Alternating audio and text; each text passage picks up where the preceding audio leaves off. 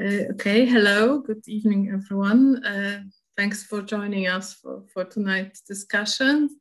And a big thank you to National Institute of Architecture and Urbanism for this invitation. The subject of today's debate couldn't be, I think, more important. This is the right to housing and how to get it back. I think housing and housing problems basically concerns all of us in different aspects. We are meeting today in the context of two events. One is the exhibition Polyperipheries, Spaces of Negotiations in Warsaw, held currently by NIAU. And this exhibition focuses on four cities from, say, Central and Eastern Europe, which is Kiev, Brno, Warsaw, and Bucharest. And also the second context is the issue of autoportrait. I'm Dorota Leśniak-Rychlak, editor of the magazine. At the beginning of the year, we published an issue entitled Housing Problem After 89. It was published in Polish in print, but it's also available on our website in English due to the Visegrad Fund. We were lucky to get a grant from there. So, hello everyone, and I will just shortly introduce our today guests and speakers. I'm very glad that you could join us because all of you, I think, know more about the subject than myself. The discussion, as you see, will be in English because we have foreign guest, Gabi Kazalowa from Czech Republic. Hello. She works as a reporter for the Czech online media Deník Referendum. And she mainly deals with social issues such as housing crisis and refugee crisis, and recently worked on several investigative journalist projects. She is also interested in issues of feminism and urban sociology. And we know Gabi from the project. She also contributed with an article. Then Agata Twardoch, she's an architect and urban planner and professor at the Faculty of Architecture of Silesian University of Technology. A member of, among many others, Affordable Housing Forum. She deals with accessible housing and alternative housing forms, and she's author of this very massive book, under the title A System to Live In, Prospects for Development of Accessible Housing, System do Mieszkania in Polish, published by Bętniana. And hello, Agata. Hi. Hi. Our next guest and also a host is Kacper Kępiński, who is an architect and architecture curator, also curator of the exhibition Polyperipheries, along with Zuzanna Mielczarek. And he has activist background. Now he is, this is a very long title, External Projects and Exhibitions Head at the Polish National Institute of Architecture and Urban Planning. And he also collaborates collaborated and is a member of board of Institute of Architecture Foundation and our NGO. He coordinated Kraków Modernist Trail and Pomorszlak. And our last but not least speaker is Zuzanna Mielczarek, also a curator of this exhibition. And she's an architect and scholar, an expert in affordable housing with experience. And she graduated from the Faculty of Architecture at the TU Delft and is interested in the subject of social injustice in the context of inclusive and non-speculative housing, which she explored as part of the social housing research project. And I guess she was also involved in Warsaw Social district projects. Hello, hi, Susanna. Now let's move to our main subject.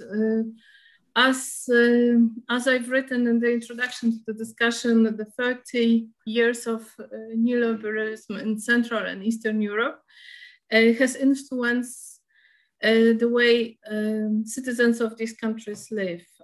So basically what we experienced and still are experiencing is the privatization of the housing stock, field of the housing being left to mostly developers and real estate agents. We witness also the absolutization of private property and ownership, and also the system of mortgage loans, which have made the right to housing, actually housing a commodity, and more recently also financial instrument on the global market.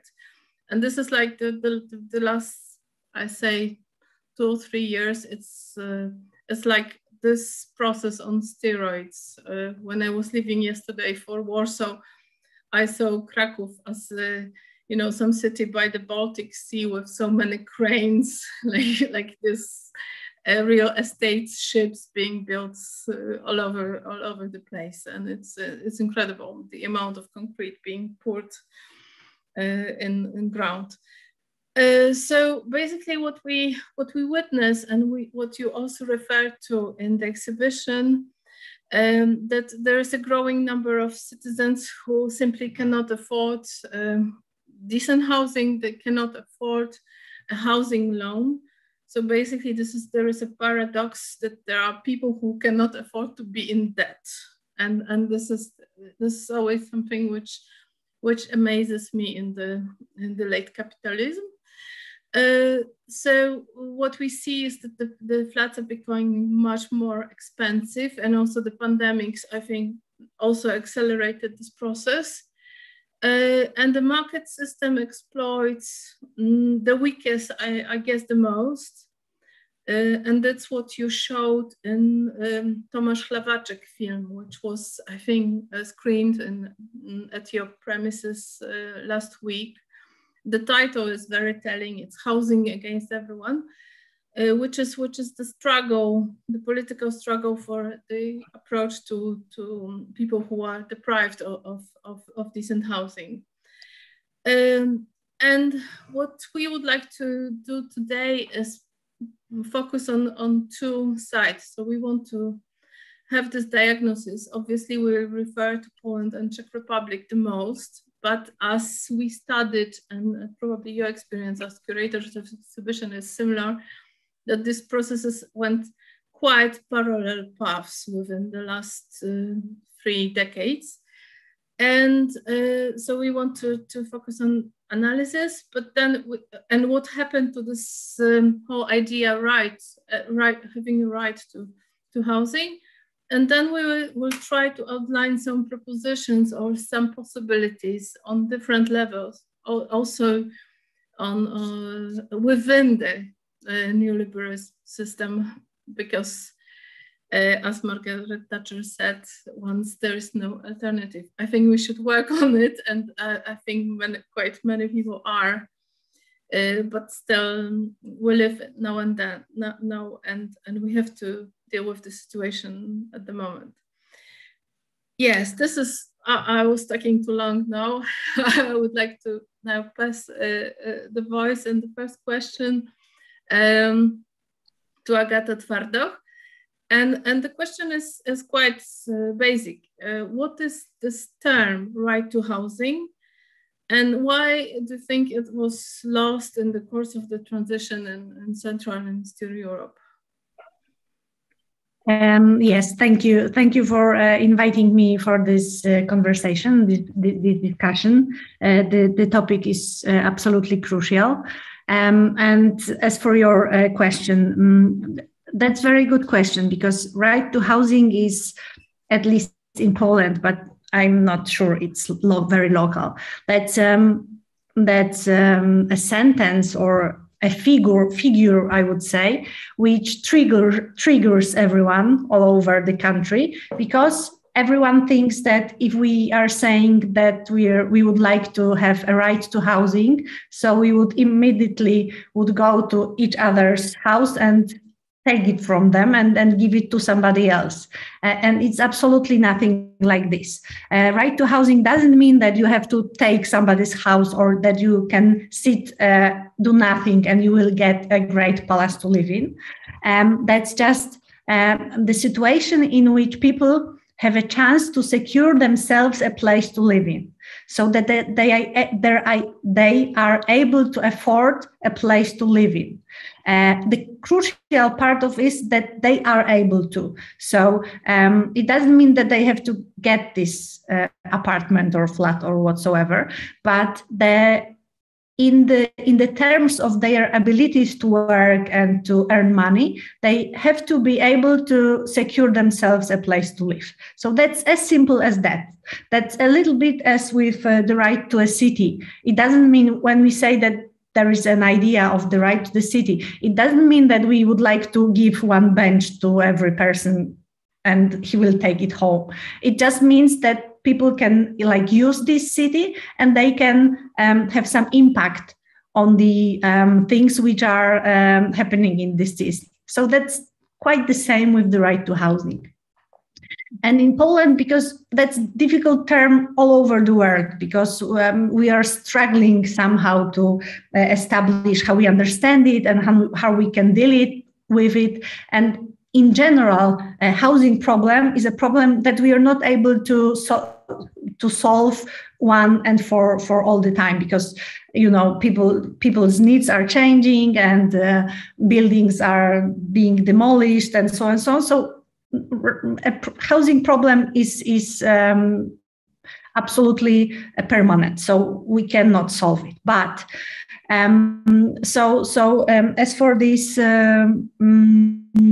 as for this special problem with right to housing in Poland, that we are exactly in the two different waves, I would say, which enhance and makes it even more complicated, because one of them is global. And this global, that's the idea of the regulation of globalization and financialization of housing at all. It's everything what started, we could say, with Margaret Thatcher and Reagan, and these ideas that the government has nothing and everything has to be really good business. Everything has to earn money, and that's this paradigm of GDP and of that's global trend with which we all struggle. But in Poland, it's connected with the second thing, which is connected with our history, our past, and what we had before 1989, when we were living in, let's say, socialistic country, which after transition became something really awful in the common imagination, because when we dig really deeply, it wasn't also really bad. And somebody's going to shoot me for saying that. But during some research and reading, I realized that what I remember, I was 9 in 1989, so I was quite small, but this world we are living after this 1989, and everyone never said a good word about something what was before. Now they are starting to remember that a lot of things were quite good, and that was a digression. So the idea is that our imagination and our common knowledge is that these times were very awful, and that we cannot have completely anything the same as it was before 1989. So that's I don't know the idiom in English, but in Polish we say that we are going to throw away the child together with the bath. So that's this. That's what happened. Yes, and as you wrote, the house became more and more a commodity and a financial instrument, and the whole paradigm shifted because and then its influence, of course, all the building markets and so on. But this is a global trend, yeah. So exactly. Yeah. So it happened with quite a big help, let's say, of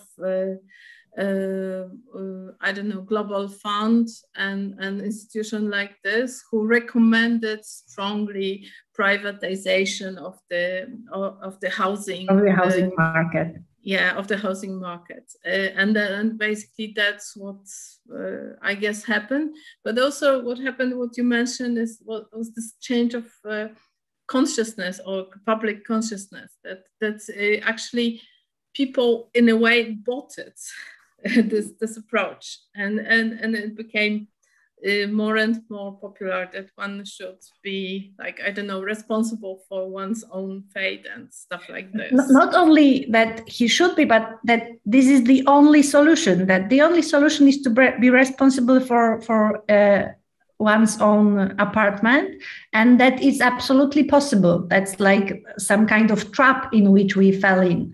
So the generation of our parents, they a lot of them, they got the flats from these huge cooperatives, housing cooperatives. So they could buy this flat for like a fracture of its value, but still, even though they were able to buy it for like this amount of money, they are saying that everyone should assure his own flat, and the only possibility is to buy it on the free market. So yes, it's very strange. I'm not fully, I don't know how it's possible, and nobody doubts it. That's the strangest thing, that like everyone took this for like a granted. Mm-hmm. And it's very strong narrative, and as you said, if you claim differently, you'll be somehow excluded from discussion as a crazy socialist or communist, even worse.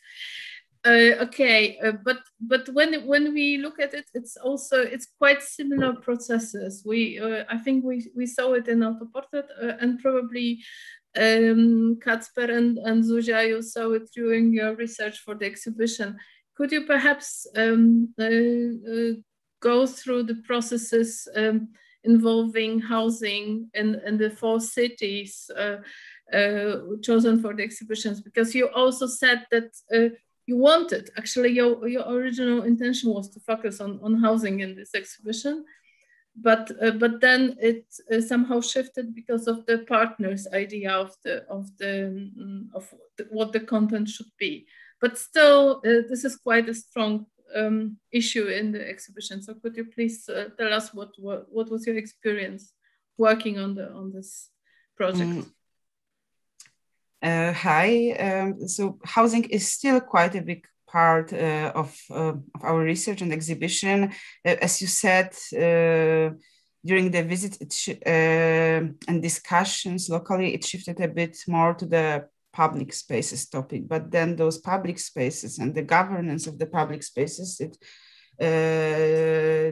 we were visiting and analyzing, it happens mostly on the housing estates, so it's still the context. But you're asking about the processes. So Agata already mentioned this mindset of ownership obligation, let's say, or profit investment obligation, and not which we share in these countries. Especially we can mention Romania as a leader worldwide because of the biggest home ownership rate of 96%, and Ukraine next one with 95%. So but this construct, this idea, and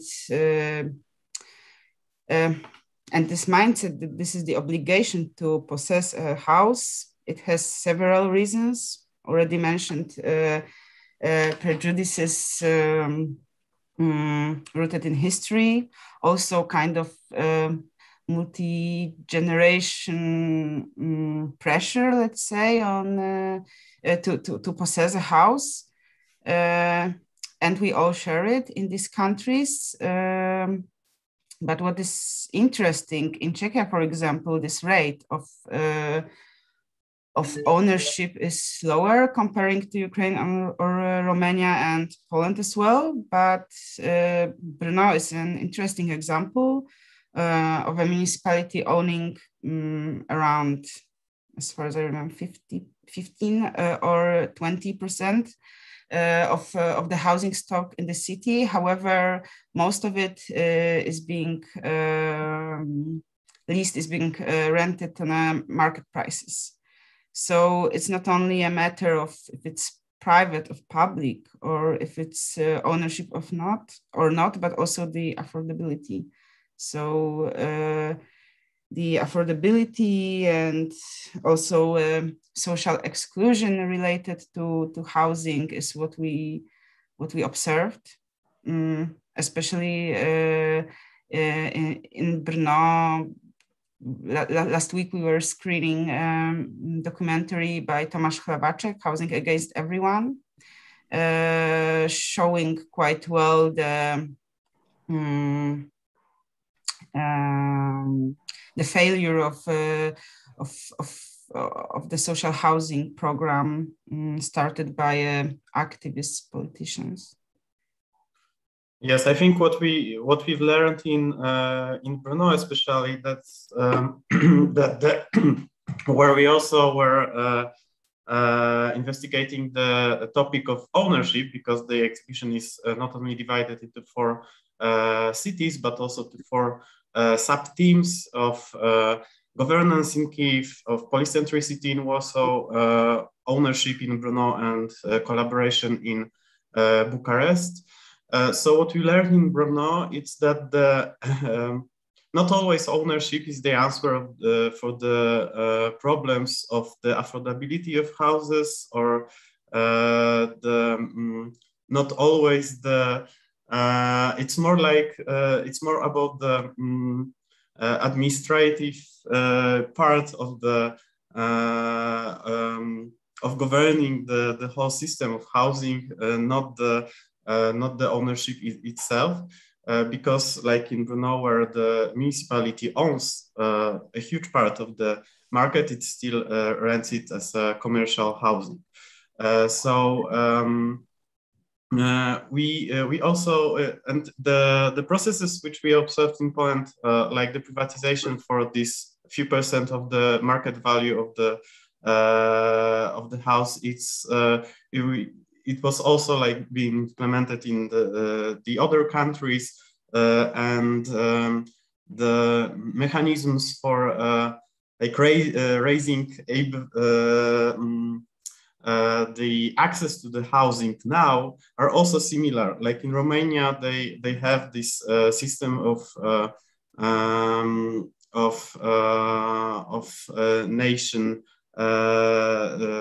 national funding for the mortgages, like in Poland, with programs which we then analyze more like a help for the developers instead of help for the buyers, like Rodzina na swoim or MDM. So this I mean, it's all very much the same mechanisms and the same the same reasons and the same answers for them. And then the situation, it's more or less similar, but with some characteristics for each of these cities. Like in Czechia, we think it would be the most important. It will be the problem with the social housing for the groups who cannot afford the even the municipal housing or the Roma people, which the problem was shown in the documentary, or in general, the lack of newly built municipal housing, which would be addressed to the groups of seniors or the special types of flats. And then in Romania, it would be the great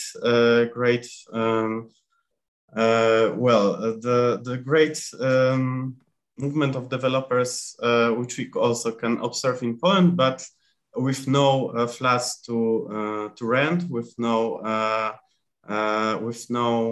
municipal or national involvement in it at all. So I think then the biggest pressure of the market will be in Kyiv, where when there is the one reason is that after the war, the city is basically the one sucking the population of the huge part of the country. So the pressure, investment pressure is huge, but also the possibilities of investments and under regulation of the planning system let the developers to build as much as they want to. So this is also the thing we presented at the exhibition, and which we researched during our stays in all of these cities, the system plannings, because we also had the chance to see the time where each of these cities working on its new master plan or studium in Warsaw, as we call it. So it was also interesting how they, what kind of the like administrative or legal tools they have to implement some urban strategies or the housing, and if it's even present in these strategies. Yeah, if I could add something, it's also very important to talk about the mechanisms of public subsidies that happen currently nowadays, because we keep on talking about the reforms of the transformation of the 90s, of the dynamic privatization of the public stock, but what happens currently, as Kacper mentioned, for example, in Romania, that we already know from Poland, the subsidies for the mortgages, for the loans from the state. Also in Brno, the public subsidies for the private dormitories, which are a big part of the social exclusion processes that probably Gabi will elaborate more on later on. This is a big problem. So it's this idea of ownership as a necessity, it's being also created by these policies. So that's also one of the reasons why it looks like. Thank you. Yes, definitely. There is. We have like systemic problems and operating within the paradigm. We create solutions that generate more problems. And so now I would like to move to Brno, or to Czech Republic in general. And Gabi, at the beginning of your text, you brought this very nice words by Václav Klaus, who said that apartment is not ham. It's not something that you can somehow resign from. This is something which is absolutely basic for your security, for everything.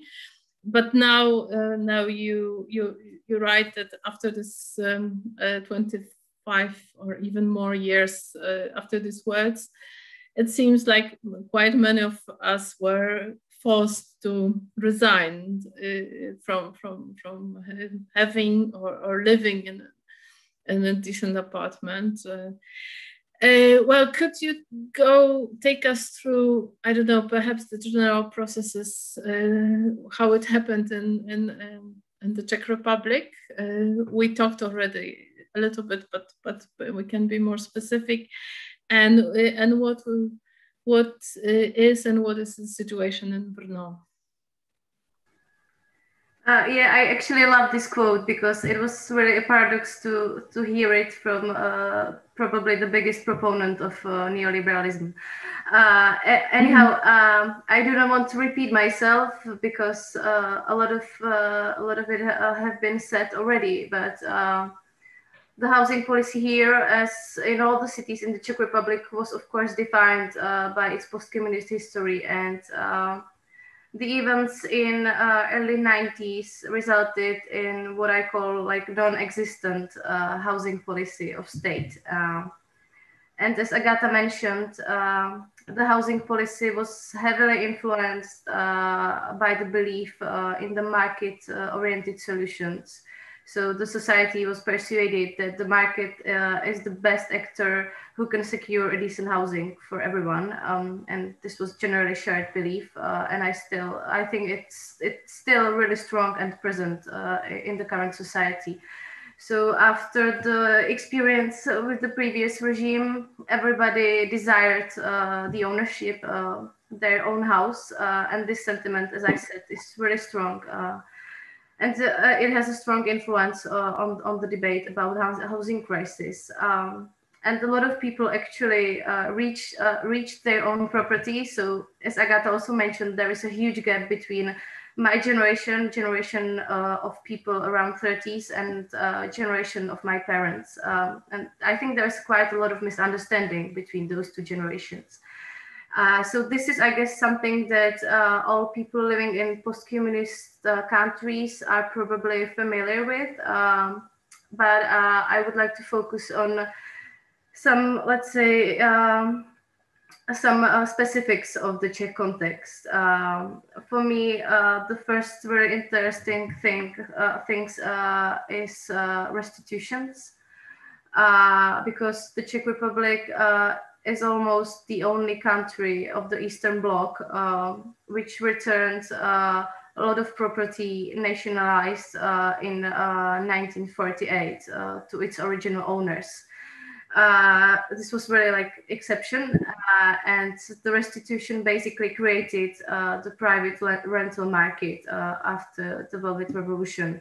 And it was interesting to see how the capitalist regime used morality as a justification for those restitution. And actually, majority of people accepted this explanation. But later, it somehow broke down because it created a sense of injustice. Because imagine that you live in the flat owned by state. Of course, you do not own it personally, but you consider it as your own. You invest in it, you renovate it, you could even exchange it for another, and you feel secure about your own housing condition.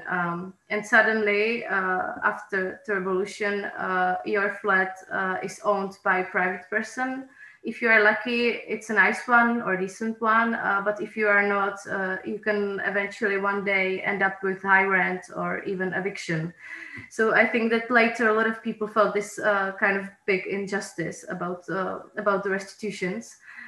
And secondly, there are privatizations.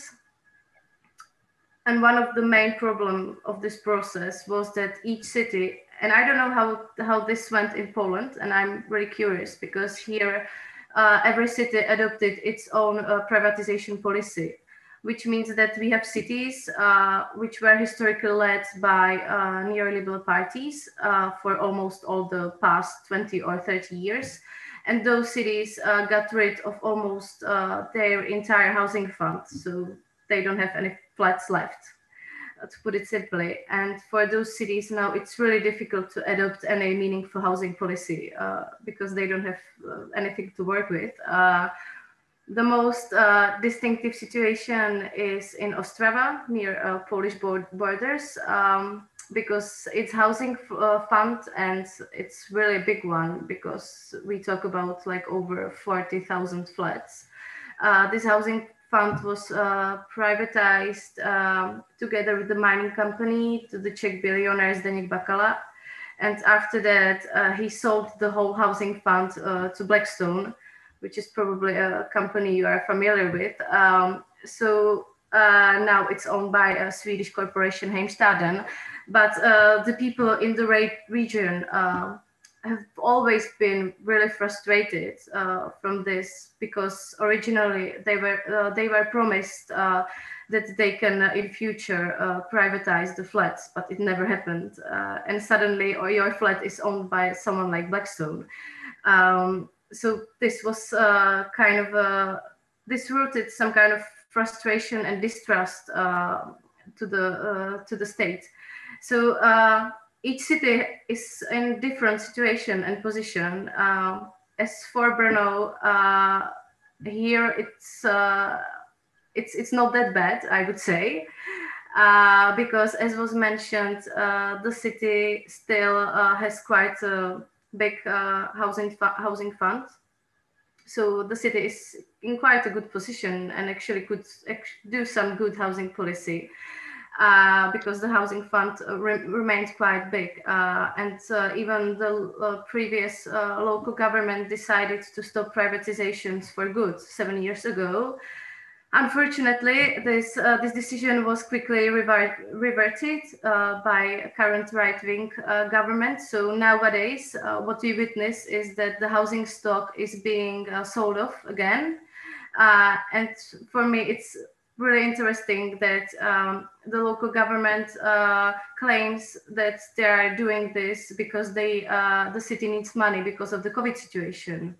So this is quite a paradox, because for me, actually, the COVID situation was kind of an opportunity to overcome this long-term conflict between the class of owners and the class of tenants, to show some kind of solidarity, because suddenly we are in the same boat, people who have mortgages and people who cannot afford to pay their rents, we are in the same boat. But what's going on is that the city is getting rid and selling off the flats. So this is like a wasted opportunity for me.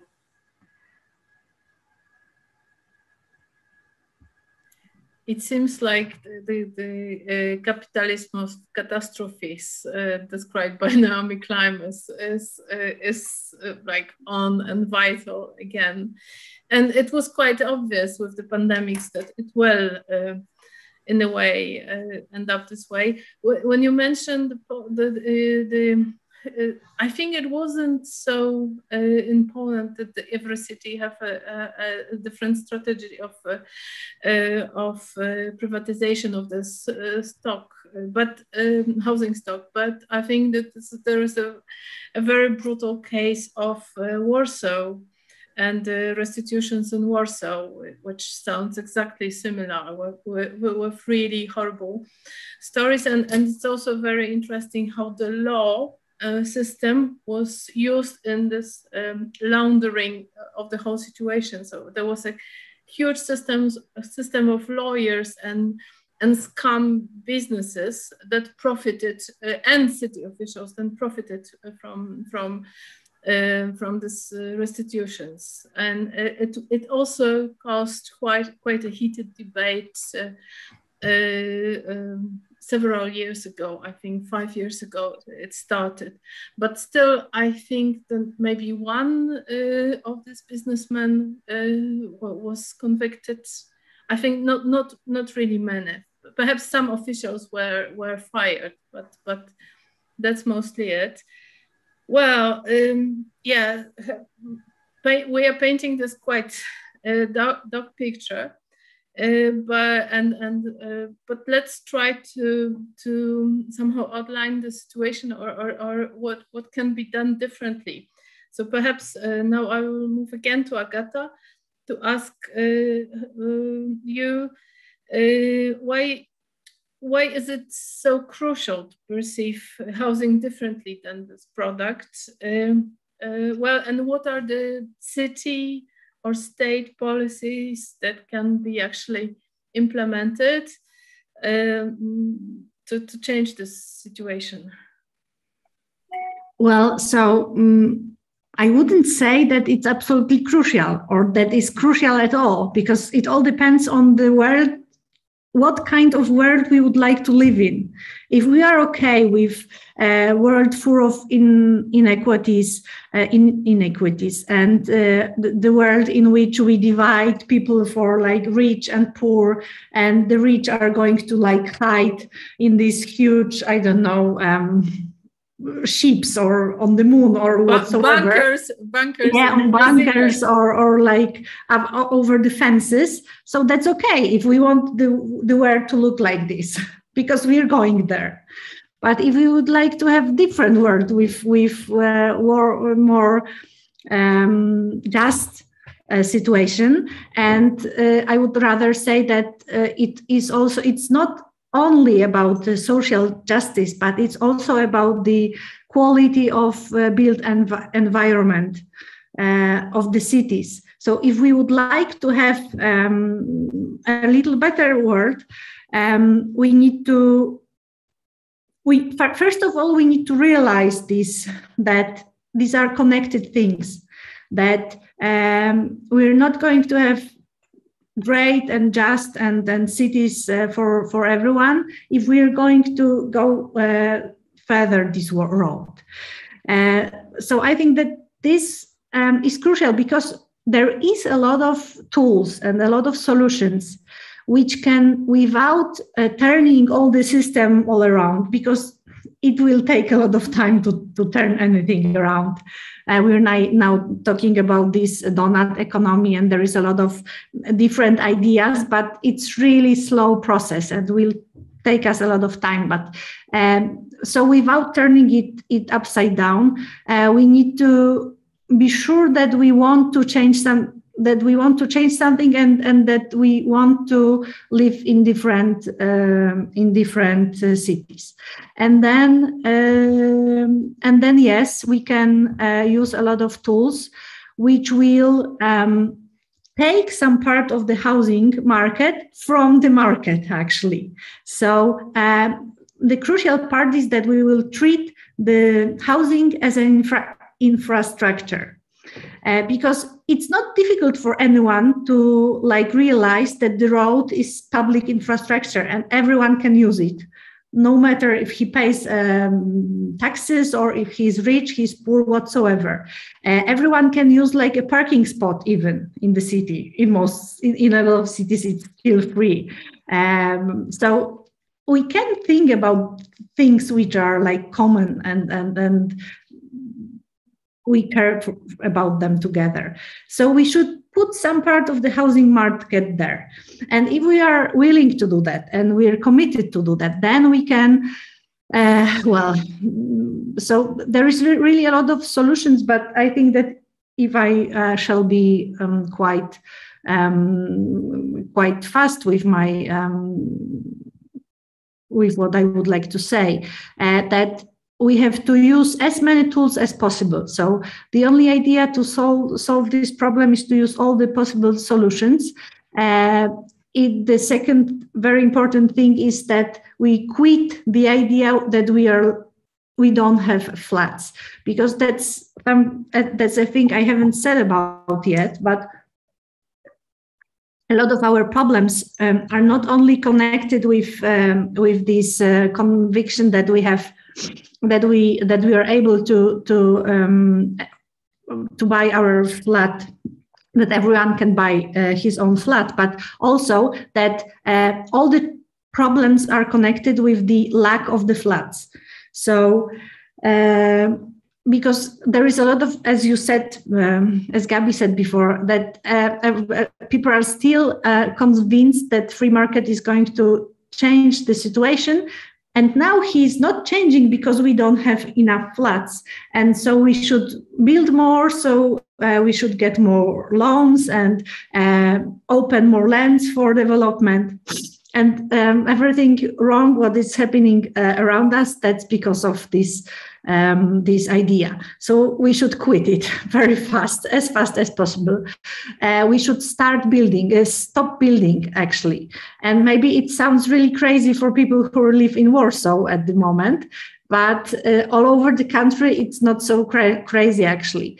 Then we should use the tools which would allow us to use all the empty flats, for example. There is a lot of analysis which shows that there is really a lot of empty flats, even though that financial funds are not yet so popular in Poland. So we are yet to be more financially. What the word is that? That the situation can go even further, but even now there is really a lot of empty flats all over the cities, and there are some tools abroad which could be used by municipalities, but in Poland it's not possible for them to do anything because private property is like saint in Poland. Private property is saint, so no one can do anything.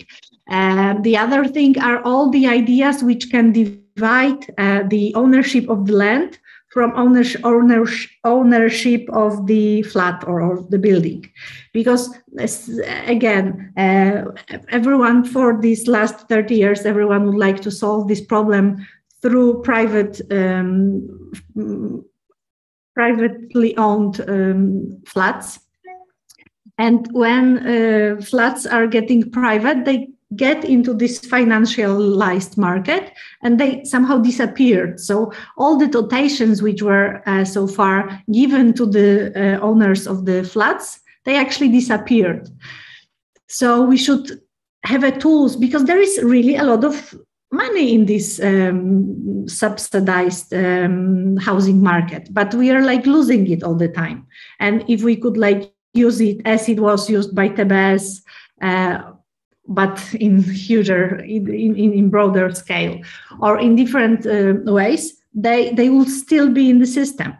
But I was talking about the disconnection of the ownership of the land and ownership of the flat. That's the other example.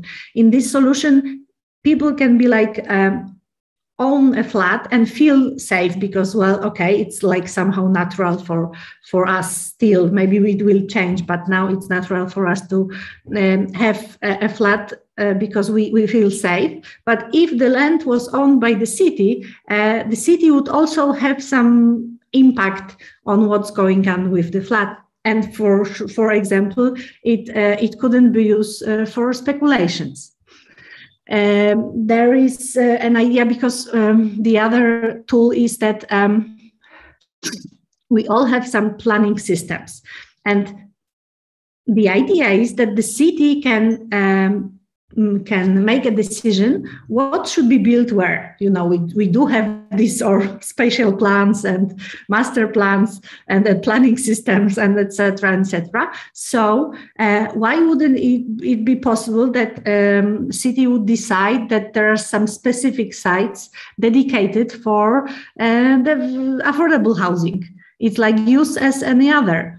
And it's happening all over the Western Europe, where in spatial plans we do have a lot of plots dedicated for affordable housing. We should be able to take something from private developers because they earn actually on our cities. So, well, I've got nothing against developers. They want to earn money, and they are for earning money, but the city should have the tools and first of all should have the will to do this, to take from them a part of this earned value, because the value is great and huge, and we should like take back something, because at the moment we have this strange situation in which profits are very private, but losses and spendings are very public. So we should stop. We should stop going that way. We should move forward rented sector, make more possibilities, not only in terms of building social flats to be rented, but also through regulation at the market system, because it's not necessary. Not necessary. Affordable housing doesn't have to be public; it can also be private. So there is really a lot of small things which can be done all over the cities, but we do need to want to use them. Thanks. Well, I think that you outlined quite many levels on which things can be done. Of course, probably there are also taxes, taxing the next, I don't know, real estate, not the one you live in. Or I don't know, what about laws, for example, of stopping these financial funds coming in such a huge scope? And this is probably a bigger question of, I don't know, global economy, and somehow dividing or perhaps separating the house ownerships from the speculation on the world markets. But well, I think we'll come back to this later, but you mentioned TBS. TBS is an affordable building association, which was started in the 90s. And actually Zuzanna wrote a piece for Autoportrait about this. And perhaps we could talk very briefly about the program, but also perhaps about the future of such programs. If I could ask you, Zuzia, to elaborate on this. Yes, I know that you don't find the subject too hot or too sexy. No, it's not. No, me, I find it very sexy. What I was telling you is that maybe for the others, it's it seems to be not such a hot topic. TBS. Of course, it was a hot topic of mid-90s and early 2000 when the program was implemented with the package of housing reforms. And actually this TBS, which we can compare to, let's say, Woning Corporaties in the Netherlands or HLM in France, Housing Association in UK. So the program of affordable housing was proposed together, of course, with the range of other marketization and housing privatization reforms. But this one idea was quite a good one, let's say, on a European level of thinking about housing. Unfortunately, degraded in around 2004, as far as I remember, with a neoliberal policy of the current government, with cutting of the state funding for these developments. But in the peak times, let's say, of TBS, it was around 7,000 units per year. So, okay, it's not a huge scale, but in a Polish context, I think it's quite an important form that we already have. Fortunately, now it's being brought back, starting from 2015, and bringing back financial preferences for the loans, for the investments. I think that this is one of the good things. Like recently, with the new housing package this year, there were the new entities, actually not really new, similar, the SIMs, so the social initiatives, social housing initiatives, or affordable housing initiatives were proposed. It's actually the similar model. There are some differences in financing, but in general, I think that if we are talking about the challenges and how to how to navigate with such a broad topic of housing. I think that it's the crucial is that it doesn't only happen on the state level, but also on the local level. And the best situation is with them when the municipalities or local entities collaborate with the national governance level in building housing locally, because there are also like different specificities of the regions and cities. So yeah.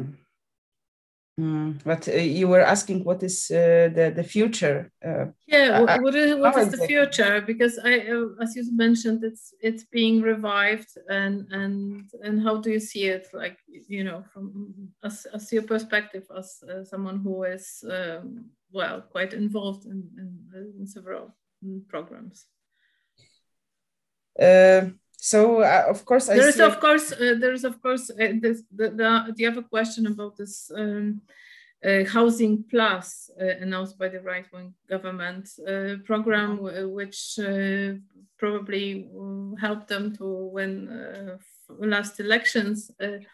It's not a success. Now it's being turned into, I don't know, helping people to own private houses of 70 meters or more, and again, it looks like a program who is going to be turned into some mortgages support. So again, banks and developers are going to profit.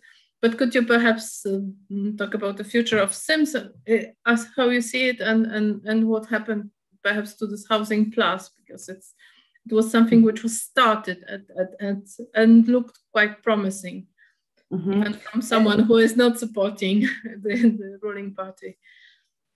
It's still happening. The ideas that you mentioned from the new deal or a new the new set of reforms of bringing back the financial subsidies for the mortgages. It's a different thing, but this Mieszkania Plus or Housing Plus investments, this is maybe not a huge scale, but it's being built. And that's why I was mentioning this collaboration on different levels with the municipalities and the government. For example, in Katowice, there is this. I know that there were some controversies about the location of Nowy Nikiszowiec, but in general, this is quite a good piece of housing estate, and I think that this investment was quite successful because of the good collaboration with the local TBS and this national program of housing. So. As far as I'm concerned, observing these local initiatives and also these collaborations, it always works best. It's difficult to steer, to navigate such a complex problem as housing, not involving local entities. But it's not only difficult, it's impossible, and it shouldn't be possible. So yes, and yes, also because the problem is very different in different parts of the country. So yes, it's different in different parts of the country.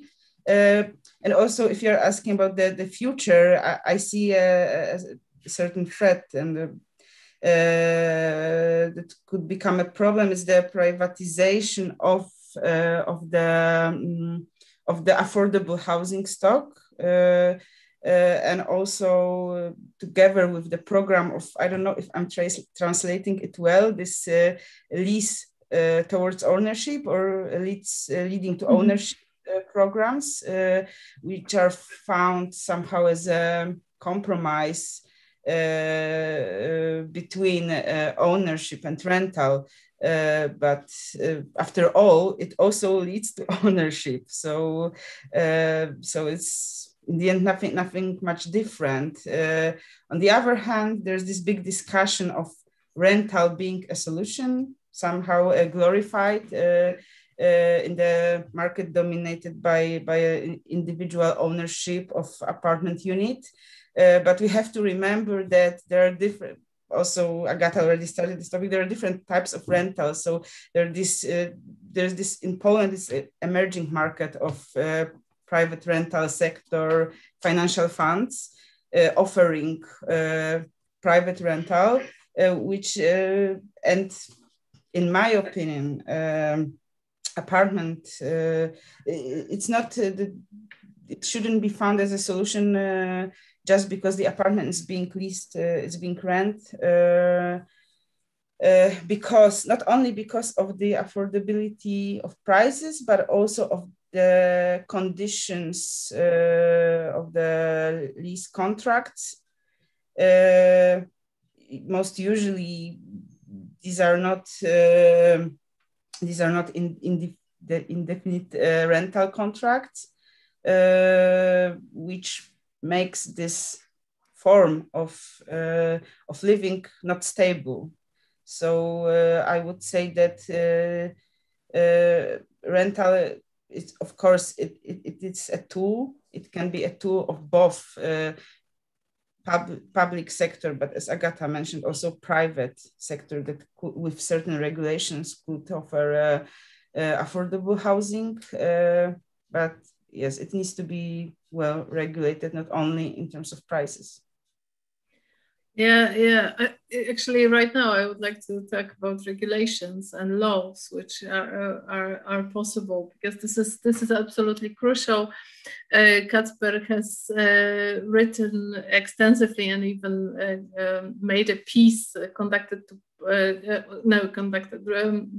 to product housing estate, and he showed the way the developers and architects manipulate the space to make the most profit, but it was already several years ago, and very recently we have, perhaps for 2 or 3 years, we have this whole process of flipping. I'm not sure if it's the same in English, or the micro apartments, like being, Józef also wrote about it, a very good alternative for millennials who are fine with, I don't know, having the soya latte in town and living in 15 meters, which is against the law in Poland, but the law seems to be quite easy to pass on, as for example, this, now it's called apartments for investments or services, and it's very much, it's quite often contradicts the plans for the functions and so on. Kacper, can you tell us perhaps, I don't know, about the situation and also what can be done in terms of regulations and law to prevent such development? So first of all, I think this is the difference between Czechia and Poland, that this housing stock in Poland was mostly privatized for like individual owners, or who were before like renting the flats. And I don't think that there are like examples of selling the like huge part of the housing stocks to investors. And this fund, this international housing funds are just now starting to operate in Poland, and they're using the gaps in the law, which letting them to build not housing and then rent it as a flat, which based on the building code meant for the services or for the hotels. And in hotels, you don't need to have like, for instance, in regulations related to hotels, there is nothing about windows, there is only about the ventilation. So at some point we can end up with the flats without windows, as we lately observed on Instagram with this with these dormitories in US being built without any windows. So so this is theoretically possible in Poland as well. I don't think we are at the point that anyone would could rent it, but well, it's possible. And what I also think that well, this housing, rental housing built by the or bought by the huge investment funds, it's not an answer for our problems. It creates a lot of more new problems, which will end with what we've seen in Berlin, with monopoly of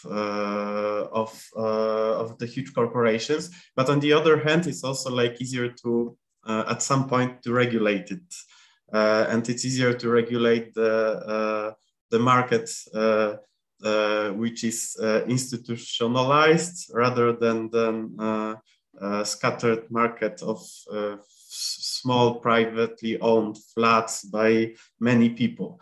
And it's also more just to put more limits on those big companies than on the small owners of like one or two flats, family flats. I mean, so I think that this is on the one hand it's a menace, but on the other hand it's also some kind of perspective for the future if there would be a will to regulate it more. So the taxing and then the limits on the rents, and then the regulation on who, how can rent it, and the empty flats problem as well. But if we also talk about the municipalities and then the planning system, well, a lot of the Polish municipalities plans housing on their land and then sell it, or even they ask for the building regulations like WZK.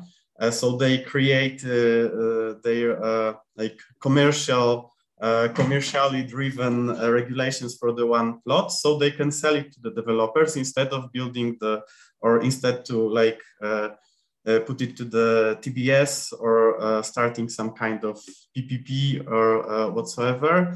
And then the municipal programs are mostly built like on the outskirts, like in Krakow, Kliny. And so it's being built, but I can't really think about anything that was built in the city centers, like in the last years in any of the Polish cities. It's mostly being sold.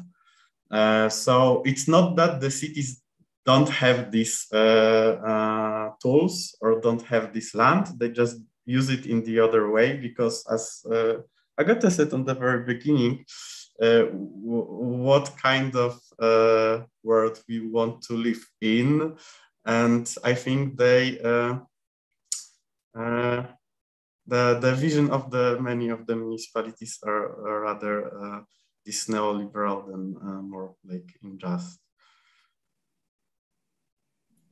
Thanks, Kasper. Exactly. I think that the mindset of many municipalities is very neoliberal, and as it was very visible in the film by Tomasz Lawacek, the discussions with Martin Freund and Jan Milota, and the arguments used by the, I guess, city officials were absolutely. I think it was very difficult to hear it, but perhaps we could tell quite shortly, of course, the story of Gilles de Bruno-Gaby and what actually happened. What was the attempt of the housing first, and what is your diagnosis? Why eventually it was abandoned and failed, as far as I understood from the film, from this documentary? I just have a brief comment on what Kacper said, just a brief one, because I mentioned the Ostrava because it's the only big housing fund we have, and which was sold to a big investor. But the situation here is the same as in Poland. Like the whole market is really fragmented, and you have this what I call a class of small investors, like people buying second or third flat. And when we have this investigation comparing data about corporate landlords across the Europe, I found out that we are in really different situation and position than in Western countries, because those cities in the West, they are used to this big corporate landlords, and we don't have any here basically, except this Ostrava case. So I think we share this experience with you. But about the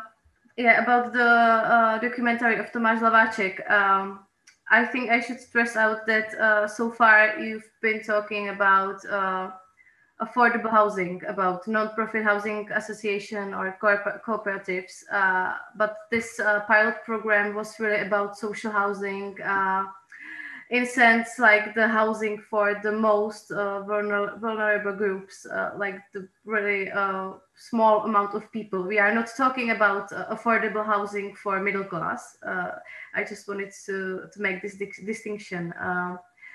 About the project itself, to answer your question, it was really kind of emotional, because on one side, it was really emotional to witness all the hatred towards the families which participated on the project, and mostly they were Roma families. On the other hand, it was great to see how the rehoused families managed to keep the flats and to pay the rent. But we are talking about like 50 families. There was a pilot project for 50 families. But it was a success because it was first of its kind here. It was awarded by European institutions, and its results proved that the housing first principle really kind of works as a solution for homelessness. So I think it was a success, and the data, they were great.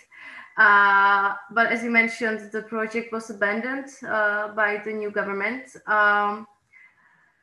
But it kind of spread across the countries. Like now, 5 years after the project started, we have similar ones in, I would say, like 10 to 20 cities in the Czech Republic. So it was not a failure at all.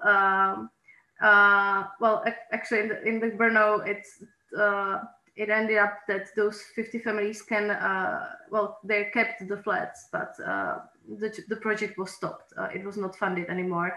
And of course, other cities in the Czech Republic, they are looking usually for the European funding for this kind of projects. But for me, it was kind of a bittersweet victory because, okay, we managed to get 50 families from the substandard forms of housing, like housing shelters or hostels, and this was a success. But at the same time, there has been not much done for affordable housing in Brno and in other Czech cities at all.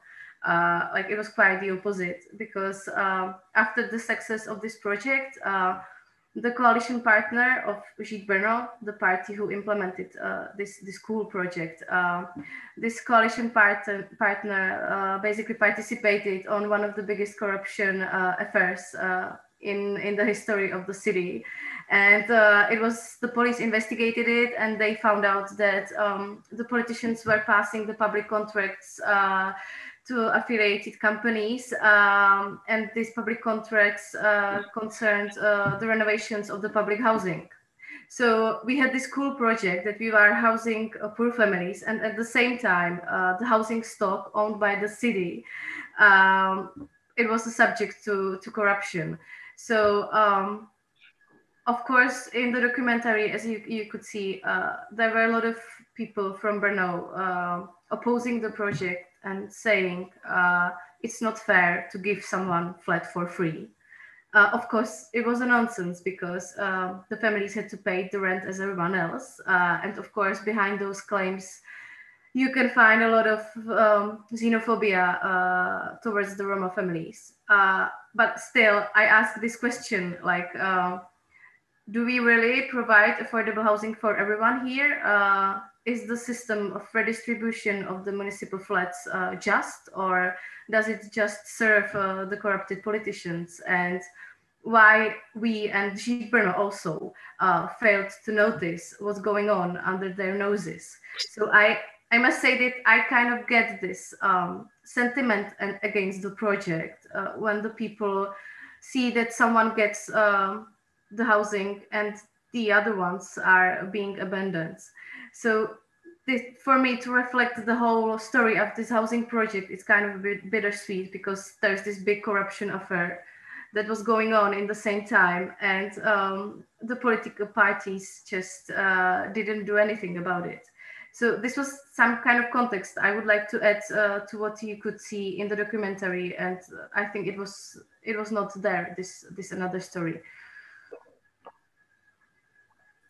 Yeah, it's often so that if the regulations are a bit shady, there is a special environment for corruption to grow, and it looks like some of them are created on purpose or are profited by. And it's probably a story of all the cities involved in the exhibitions, and also Krakow, my hometown as well, yeah, and it's but it quite often escapes the public opinion.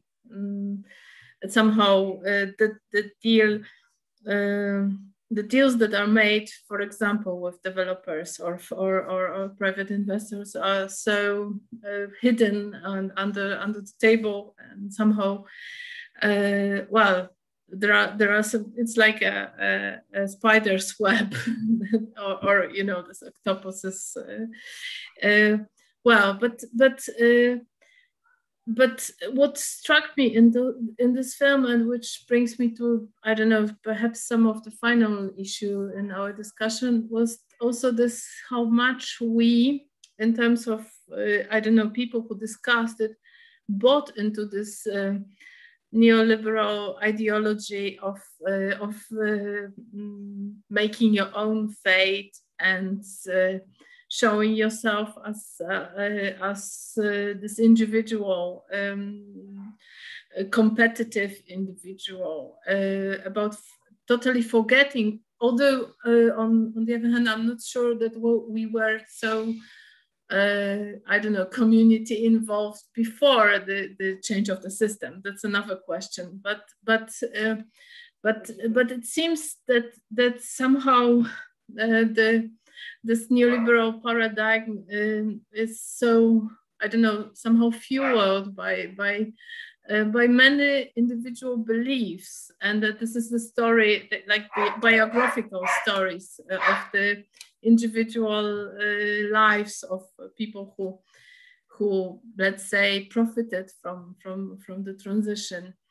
Well, and Martin Freund, when he was trying to convince some of the officials, always uses numbers. So we have, everything has to be calculated, everything has to bring profit, everything has to show some, I don't know, that it is market value, and this is cheaper to house these families. So there is no a set of values that can, I don't know, somehow change the way people think. That eventually we end up in Excel and to show how it works. And the question is, well, how can we change in a way this perception or this common attitude? It's also connected to eventually the ownership as the only valuable solution in a way. And this is a question to all of you, like what actually can be changed in terms of how we think about these issues. Okay, so I will start if you let me. Please. Because you said that we want numbers, but the numbers are at our side also, and we just have to show them differently, and we have to show all the calculations globally, because sometimes in the short term it's better to think this market-driven way, but in the long run it's going to be worse for everyone, not only for the people who cannot afford the flat. So we have to show these consequences. We should show what's going to happen if we're not going to do anything. We have to show the relations between these financial aspects of housing and the spatial aspects of housing, because I think that the spatial aspects of housing, all these guarded estates with no schools and far away from everything, it's not a good place to live, and people see it because they can feel it. They feel it, and we have to show them why it's going like this, because we have to show them, look, you treat your flat as a commodity, so that's like you bought an uncomfortable shoe, and nobody is going to prevent you from buying an uncomfortable shoe. But if you will let us make housing a law, we would be able to prevent somebody from selling you an uncomfortable flat. So I think we have to show these relations. Last year or this year, I was talking a lot because about numbers, because I think that Gabi already said that there was a lot of hopes that COVID will change something for good, but actually the opposite happened. So the situation in Poland was that during the COVID, so it was like the time of really of some kind of crisis, and almost 40% of people in Poland felt the loss of incomes in some parts. And in this time, we managed to build 221,000 of flats. So it's more than we built for last 40 years, because last time we built that amount in 1980. And still, so we had a lot of flats and not a lot of money, and still the prices grew. So it's like against all the rules that people are familiar with. So if I show them this relation, they are like, what the fuck? Sorry, but that's the only reaction, because it shows that it's not like the normal commodity that we could say that the market will regulate it or so whatsoever. And there is really a lot of examples like this. There is an example that one person, that these are not my numbers, but I heard them from Hania Gil-Piątek like a few years ago. So she said that housing one, dealing with one homeless person or person in crisis of homelessness costs like around 40,000 a year. And if we will try to find them a flat, it's much cheaper. So these are still numbers. So there is really a lot of small issues like this, but we should like combine them and show them. And it's a little bit, I don't know, you probably read the Donut Economy, but the author says at the very beginning that we are used to some ideas because we are taught that they are real. But when we see some drawings and graphs and other things that show that it's not true, we can easily believe it and change our set of beliefs. So that's, in my opinion, that's the only way, because the government will always work to please their voters. And we cannot go and say, make a private, make a right to housing, because everyone will be afraid that they're going to take away my house and my home, and what am I going to do? And no one is going to elect that government. So first of all, we have to change a way people are thinking, and it's really difficult, but I think it's happening. I see that the discussion is really at the different level that it was like 10 years ago, that a lot of things which were 10 years ago, like absolutely not possible to say in public, now are quite mainstream, maybe not very mainstream, but like a little bit more mainstream. I think that students, they think completely different than we used to think like 15 years ago. And I even see that there is a lot of people in local governments who are willing to change their set of minds. They are really afraid because nowadays, if they want to do something else, the lawyers are going to come and they're going to sue them. And it's not very easy, but still the change is going on. Well, perhaps you would like to add something to this quite optimistic tone that Agata said, and thank you very much for this. I'm trying. It's good to hear it. I don't know, Zuzia, Kacper, or Gabi. Yeah, I think it's very important that the data, that the numbers can be also used as a warning.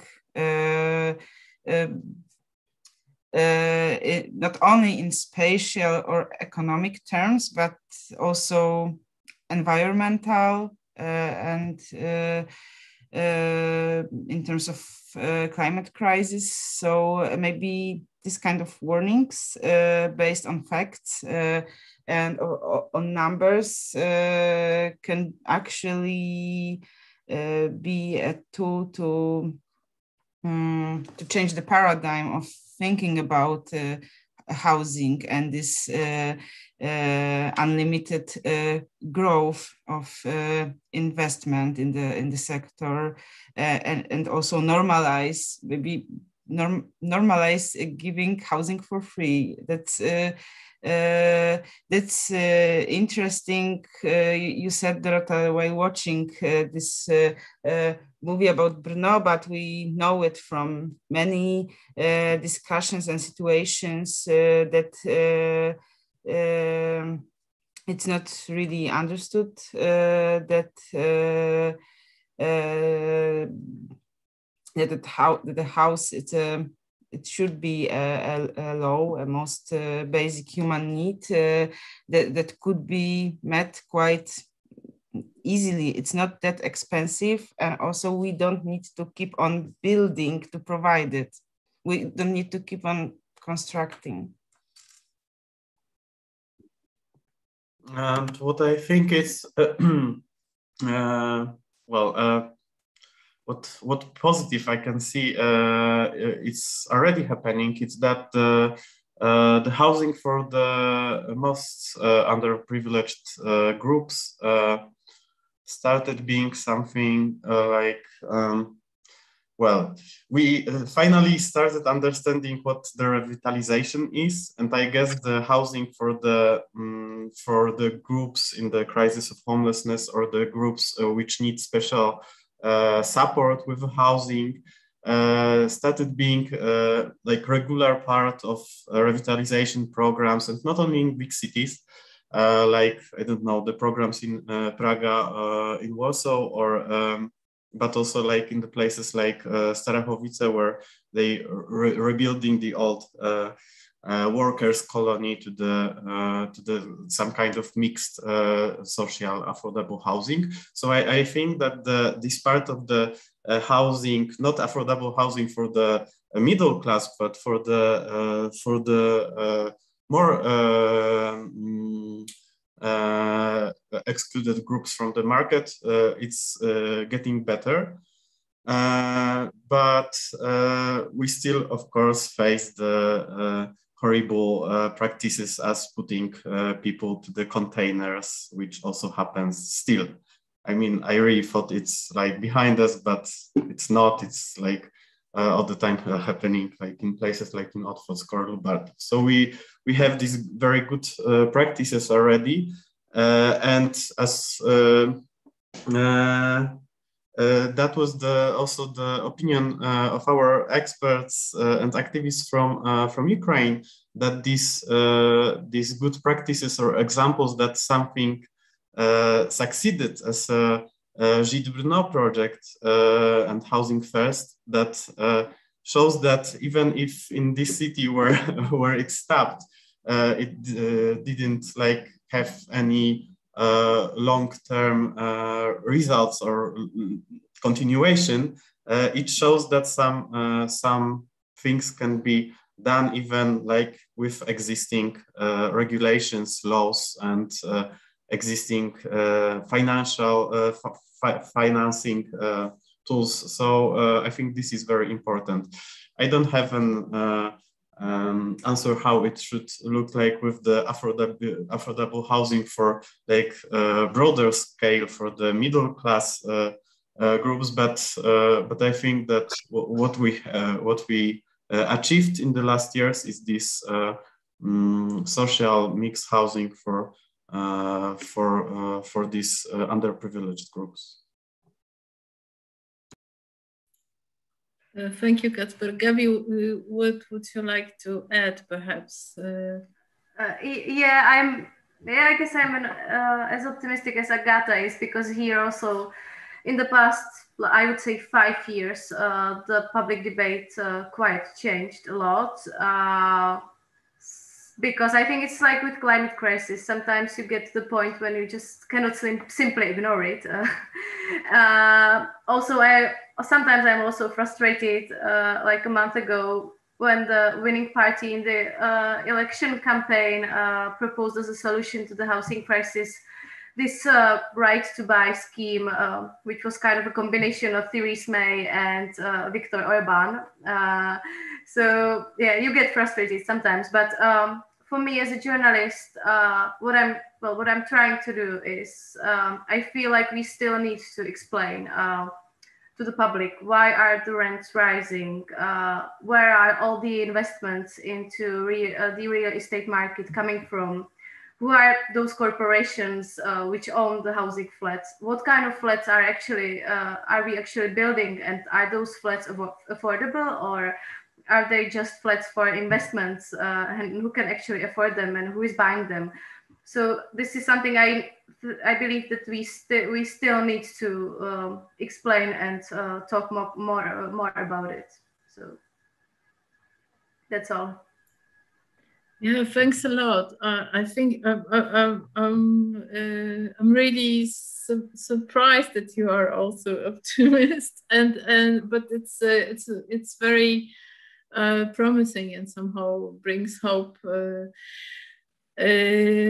Well, yeah, and I think that also one should not forget about mentioning the elephant in the room. That was at least my experience, that very recently, or during summer, I took part with Agata in discussion in Gdynia at the architectural days, and I started off with saying that capitalism is evil and it's creating inequalities and a lot of I don't know, expansion and deprivation and this gap, and I think this is something which should be expressed quite directly, even if within the neoliberal mindset, because because then you actually, when you make this mechanism visible, then it can somehow, I think, change the consciousness. At least that was our goal in Autoportrait as well. Thank you all very much. I think we reached an hour and a half of our discussion, and it was, at least for me, quite fascinating and to hear all of you. We invite you all to the exhibition. It's on till 13th of November in Vauxhall in Warsaw. but it's going to move to Brno in springtime, so eventual viewers from Brno won't be disappointed. Big thank you to Dominik Witaszczyk, who took care of this transmission. And thank you to all of you. Thank you, Gabi, for joining us, Zuzanna, Agata, Kacper. It was really good talking to you. Thank you. Bye.